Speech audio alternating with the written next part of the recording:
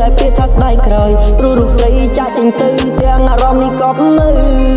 ក្នុងសាមុនយ៉ាងជ្រៅមិនសល់នៅតែការចងចាំដ៏សែនសោកសៅទុកឲ្យបងដើមអ្នកឯងដើរលើផ្លូវដ៏សែនងងឹតដូចជាយំដ៏សែនជ្រៅពន្លឺច័ន្ទប្រែជាពណ៌ខ្មៅសត្វដង្កូវប្រែខ្លួនជាមេអំបៅ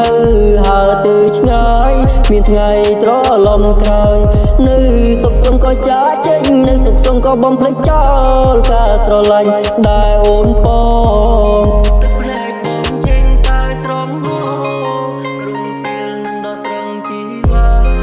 ហើយរវៃដំរើឲ្យពូយើងឃ្លាតឆ្ងាយពីកាយាបងរងចាំអូនរហូតក្នុងសូបិនរៀងរាល់រាត្រីគិនថាអូននឹងត្រឡប់វិលវិញហើយនឹងសន្ទងប្រណីតែវៃគិនត្រឹមក្តីស្រមៃតែវៃគិនត្រឹមក្តីស្រមៃ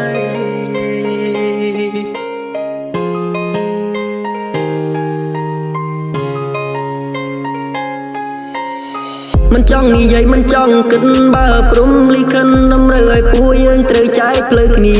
បងក៏មិនហាមឃាត់មិនចង់ជើងពុំងាបើអូនទៅនៅនឹងគេមានក្តីសុំគ្រប់គ្រាបងមិនចង់ជួបមុខអូនទៀតទេព្រោះបងនៅនឹងអូនមួយឆ្នាំបេះដូងបងប្រែស្រាំជាច្រើនគ្នាពេលដេកក៏លេបថ្នាំប្រែស្រាំស្រាថ្នាំឈឺចាំឥឡូវបងដេកចាំដេកគិតរៀងរាល់រាត្រីមិនដឹងតែគិតយ៉ាងមិនព្រោះតែពេលនេះបងបានស្រីបានទាំងសំដីស្រ័យឆ្លងដែលធ្លាប់និយាយកុំមកវិញញ៉ៃពិសី